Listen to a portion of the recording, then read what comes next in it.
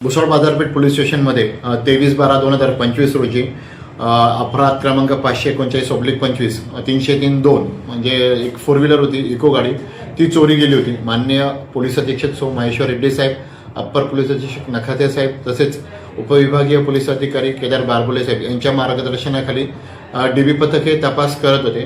DB पथकाला माहिती भेटली की पालघर येथील वाडा पोलीस स्टेशन येथे अपराध क्रमांक 520/25 मध्ये 2 अमरावतीचे जे आरोपी त्यांना ताब्यात घेण्यात आलेले आहे आणि त्यांच्याकडून ती गाडी हस्तगत करण्यात आलेली. डीबी पथकचे गुन्हे शोध पथकचे विजय नेरकर यांनी पुढील माहिती घेतली आणि त्या दोघा आरोपींना आज आम्ही ट्रान्सफर केलेला आहे. बरं सर, ताब्यात कुठून घेण्यात आलेला आहे? ताबा त्यांचा वाडा पोलीस स्टेशन येथील गुन्ह्याची अटक होते, तिथून त्यांना ताब्यात घेण्यात आले. एका आरोपीचं नाव बादशाह सिंग टाक व दुसऱ्याचं नाव आहे राजेंद्र सिंग बावरे.